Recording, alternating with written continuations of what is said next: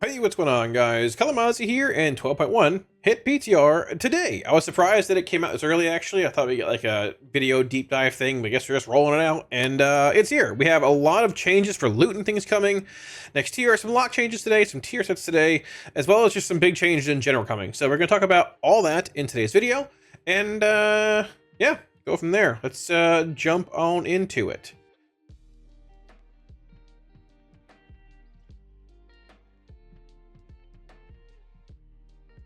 Okay, so like that slide might have just said, the Warlock spreadsheet for 12.1 PTR one will be live probably, honestly, within like a few days or so. I want to get it live and rolling early this PTR. My camera's not straight. Let's fix that. There we go. And we're going to cover more than just rating this tier. I want to cover dungeons a bit more. So if you want early access to that, Patreon link down below as well. But it's always public before it goes.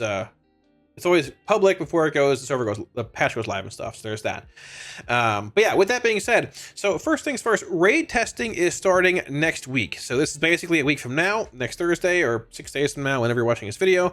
So the new raid is out. I forgot what it's even called. I have it up here. It's called like, let me see. It is called Midnight. There we go. The Venomous Abyss. This is the one boss raid as well. The Venomous Abyss is what it's called. There's a lot of loot changes here, which we'll look at in a little bit here, but 8 bosses in the raid, testing 3 next Thursday and 4 next Friday on Heroic, a week off in between Heroic and Mythic, and then Mythic July 9th and 10th, 3 bosses and 4 bosses. I'll be streaming all that on my Twitch if you want. I'll have videos here and stuff too, and yeah, that's that.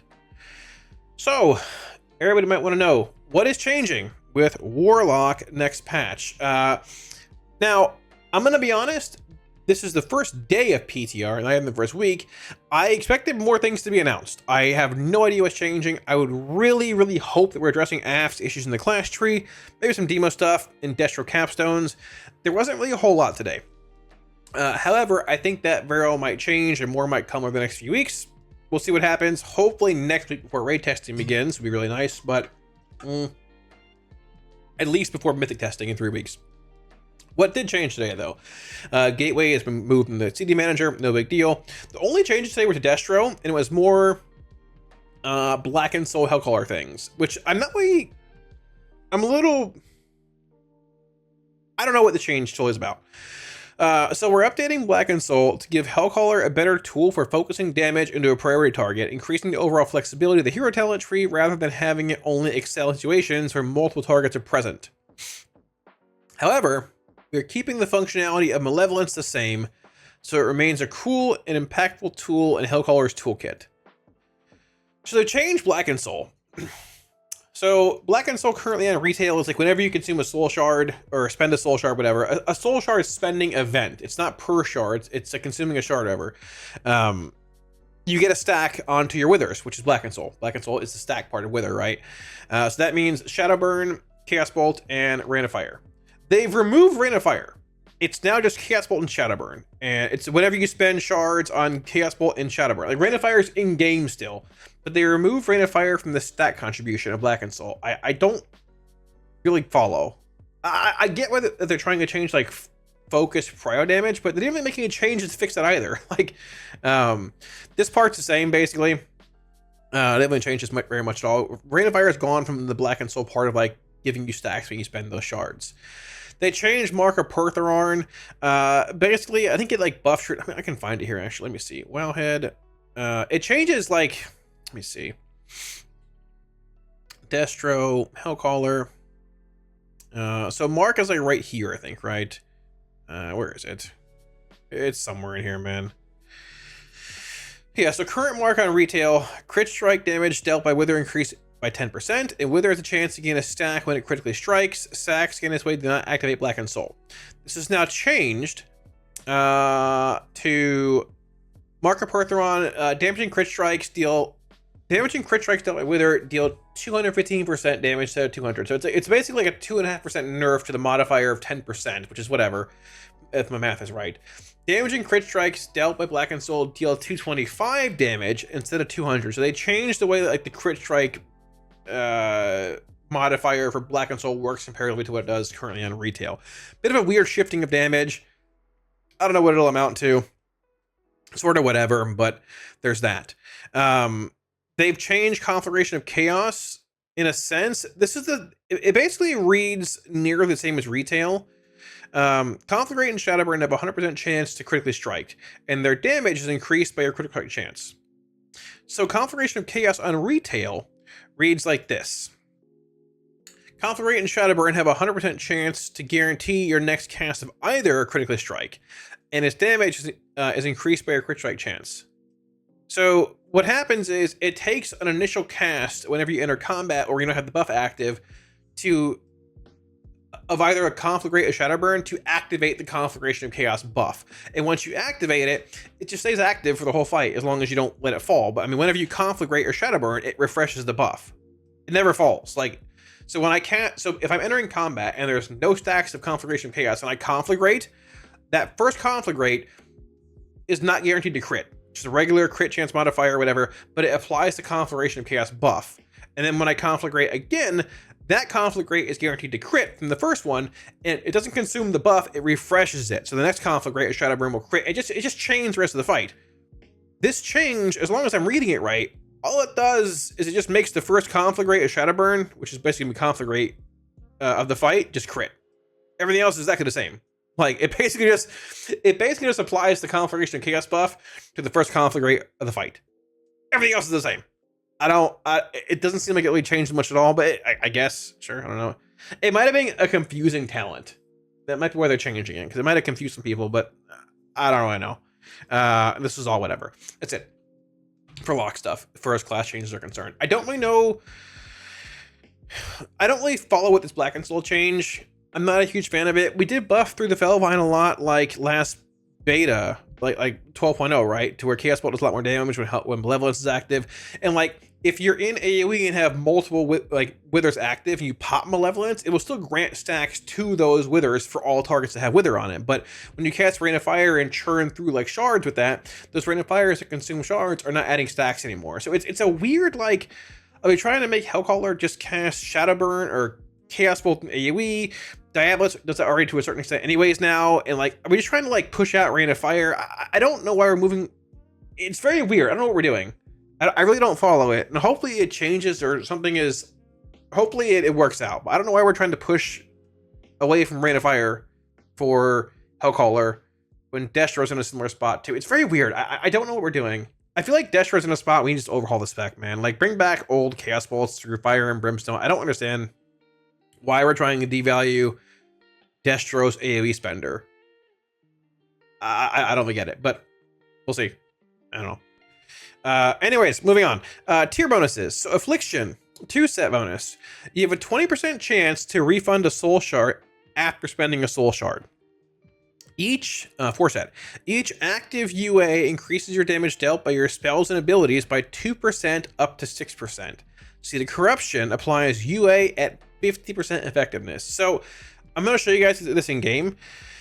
It reads a bit better and a bit worse than it actually is, if that makes sense. And I'll show you what I mean by entering our new home, the Dingle Dome. Really the dummy dome, but I mean, same thing. This is a new zone to add in to test things out. You can zone it here, put a dummy down for 1 target, I think 3, 5. It's super sick. I want 1 target, 2 targets, 3, 5 targets. Super cool. Let's say I want 5 targets. There they are. Insane. Very, very cool.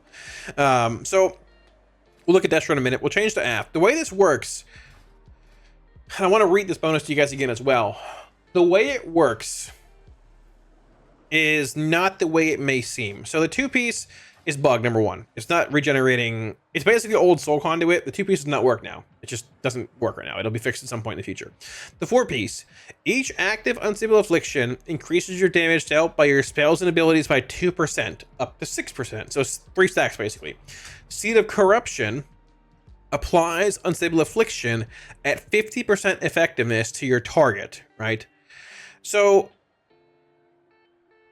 the way unstable affliction works in single target, say there's 1 mob here, right? Now let's just change this. So the way it works is that when you apply multiple unstable afflictions onto a target, it's not multiple individual damage.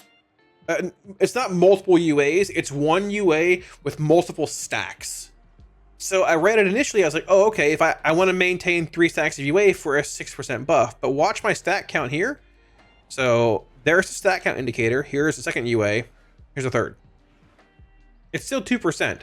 It's not the number of stacks you have active. It's the number of UA effects you have active across multiple targets. And we can confirm this by going over here really quickly and saying, hey, I want to have multiple targets. Let's reset these dummies.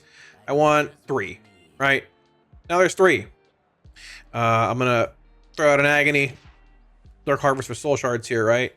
Now, whenever I cast Seed of Corruption, right, it's going to apply UA to my target. Seed with Sow does launch 3 seeds. It's only to your target. So this middle one here, I cast Seed, it's going to have UA on it. Ready? There's UA, bang. Now, if I cast UA in this again, it will add a second stack. But look, still only 1 stack of unstable empowerment, right? Now watch what happens when I say, okay, I want to seed this, target this seed, target this seed.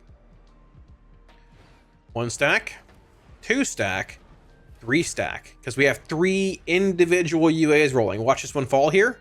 2 stack, 1 stack, gone. So it's going to be based on the number of unique unstable afflictions you have rolling, not stacks. Now, I thought for a while that they have to make this stack oriented, right? They have to.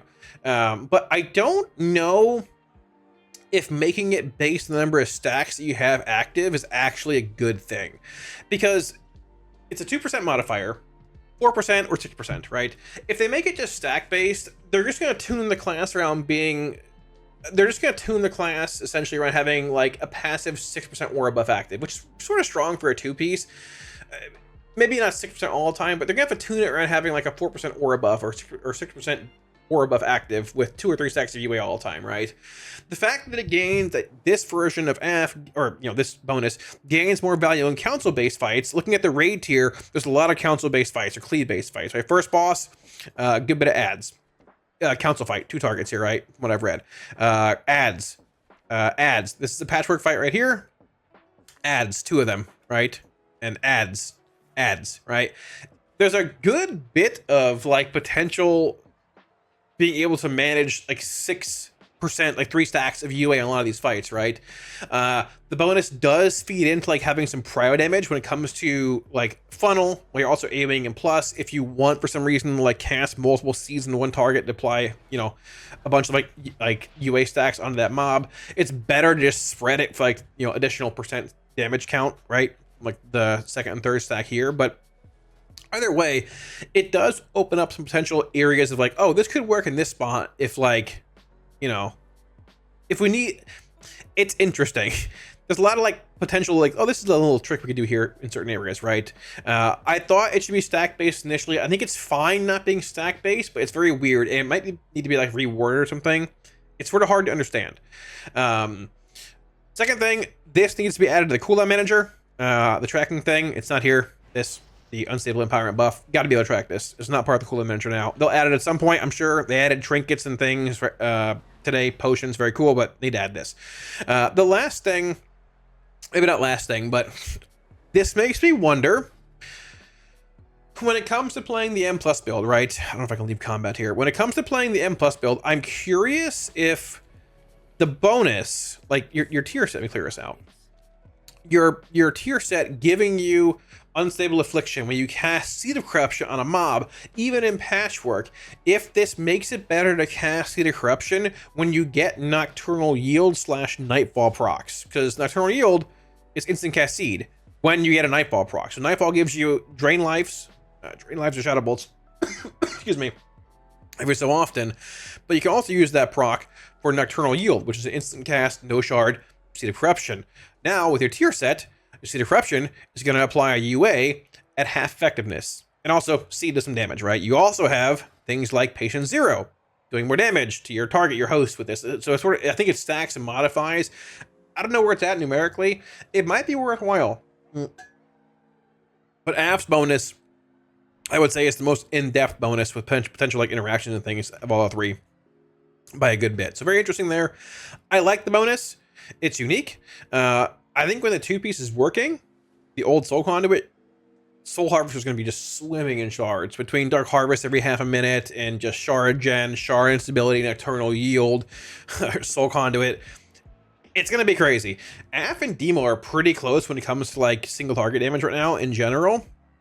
Like in Sims and retail and stuff, right? I think Aff might be ahead of it, actually, depending where it's at. But I expect Aff changes hopefully in the next few weeks. So there's that. Next is Demonology. Demonology tier set. So Demonology is also bugged.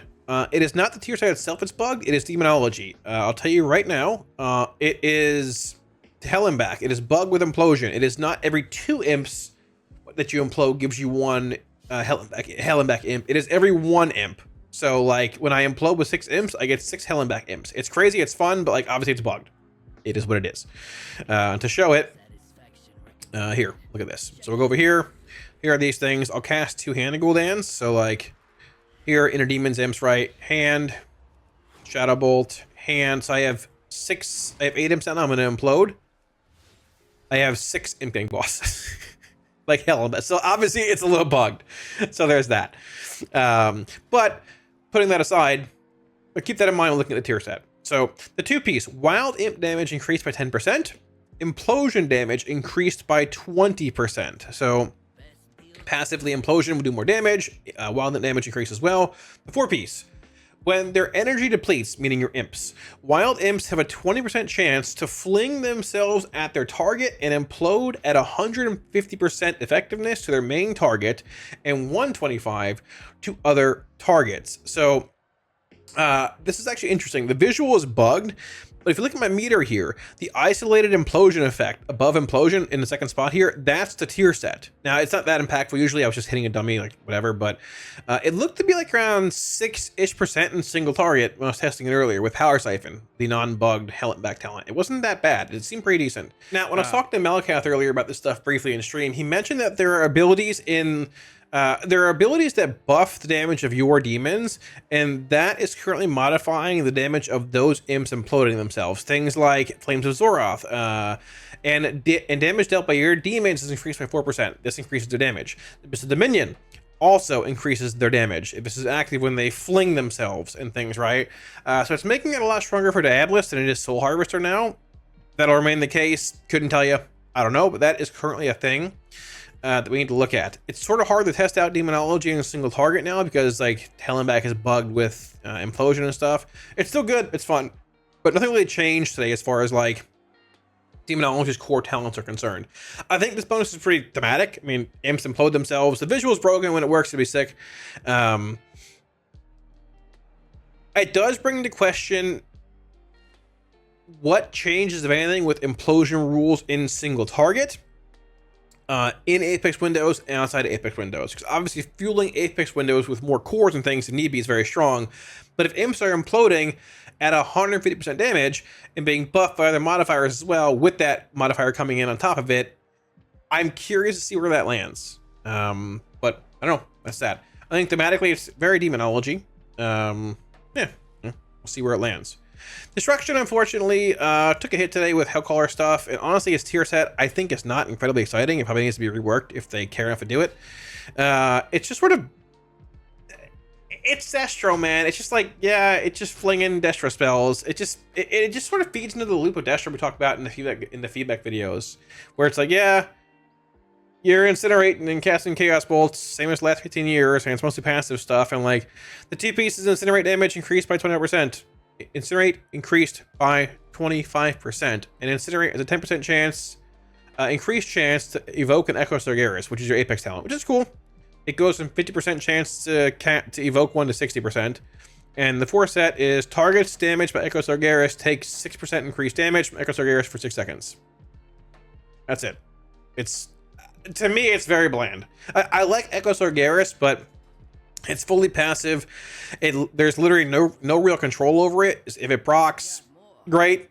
If it doesn't, great. What do you really do? It's just the same thing. It's just nothing really changes. It's all passive, right? Like if I open up here and stuff, like, cool. Let's see. Maybe it'll proc. Once you get an Echo proc, it's a buff. You'll see right there's the buff right there. Dark Titan's Mark. Sometimes you can chain it for a while. Maybe it falls. There it is. There, refreshed again. That's it. it doesn't feel very exciting to me. It's sort of empty. I love the Apex talent, but like I don't think a 10% increased chance to proc the Apex is really exciting. It's like, oh, I never really see it proccing in the first place other way. It's just sort of there, and like I'll never really see it proccing additionally. I won't be able to tell, oh, that 10% chance caused that proc there versus not, and then I'm never looking at the buff. If it's active, it's active. If it's not, it's not. And Incinerate buffs, man, I'm tired of Incinerate getting buffed. I mean, it is what it is. But I feel like we should rework the Destro one a little bit, man. Aff and Demo feel like Aff. They feel like Demo. Destro's just like more passive stuff. But honestly, that's been the case for Destro for the past, it seems like 5 years anyways. So we'll see where it goes, but that's where it's at for now. A lot of bugs currently. When we get more things straightened out, we'll do some damage testing and stuff. And yeah, that's that. Very briefly, let's talk about how loot is changing next patch. Okay, very briefly, loot is changing. How it's acquired next patch. It's going to be very polarizing, but I want to cover it briefly here. Nebulous Void Cores, the bonus roll things, they are staying around. Now, I'm going to summarize this here because I've read it a bunch today on stream. Nebulous Void Cores are going to be an option from your Great Vault week 1. However, you can buy 1 a week. If you get a bad Great Vault early on, you can get a coin and coin something. Bosses in raids are going to cost 1 coin now, not 2, and plus still cost 1 coin.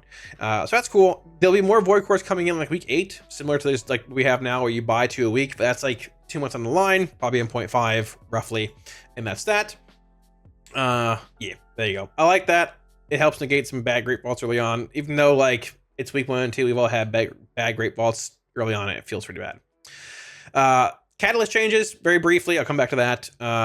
Whenever you catalyze an item, it will retain the secondary stats on it as well as unique effects. For example, I just closed the game, but there's an item from the end boss that has, I probably should open it again. There's an item from the end boss that has pure mastery on it.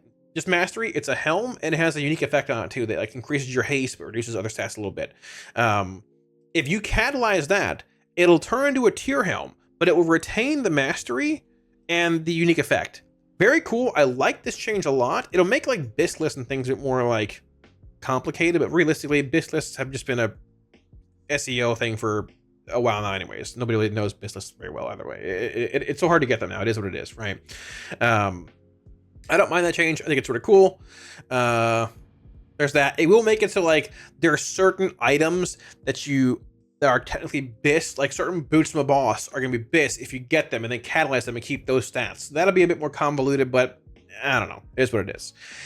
Void Cores or Venom Stones, the ones that increase Trinket and Weapon Eye level, these are back as well later on. At some point in the season later on, not off the launch.